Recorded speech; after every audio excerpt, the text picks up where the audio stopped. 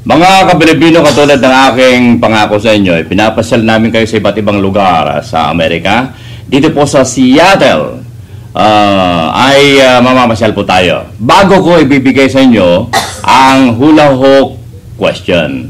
At kakausap tayo ng mamayang Seattle na Pilipino. Pwede po ba namin kayong makaugnay sandali? Ano po ang inyong pangalan? Si Lercy po. Ang buong pangalan, no? Lercy Laude. Saan po kayo sa Pilipinas? Sa Pilipinas, Cebu. Sa Bisaya. Cebu. Bisaya po. Kumusta nga atong kinabuhi karon? Uy, marunong. Marunong si Manong. Dito sa Seattle, saan po kayo? Sa north ng airport, SeaTac Airport. Aba, malayo dito sa ating kinaroonan. At anyway, may mga Pilipino na naglilingkod sa iba't ibang mga foundation, mga organization dito, nagsasagawa ng public service. Kayo po ay, balita ko, ay kaugnay dito. Hindi foundation, pero I volunteer ako for 17 years sa Highland Medical Center na has 300 beds for hospital.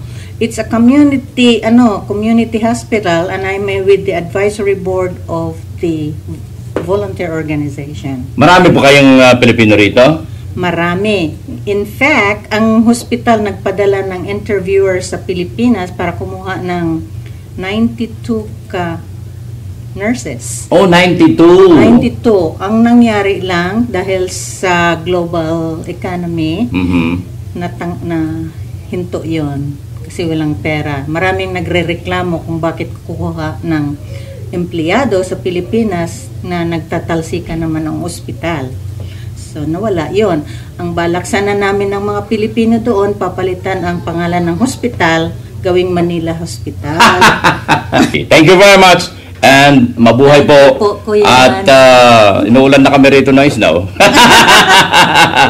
Okay, thank you very much. Dito ka sa... Okay. Mga ka-Pilipino sa Seattle, isa sa Pilipino na napaka-aktibo sa volunteerism. Mga ka-Pilipino, ito ang aking pangako sa inyo na hula hoop question mula sa Seattle. Ano ang English ng sayang? Ulitin ko. Ano ang English ng salitang sayang? Magkikita-kita tayo sa Facebook real time para sa inyong sagot. Okay, maraming salamat sa inyong lahat mga ka-Pilipino at ka-OFW.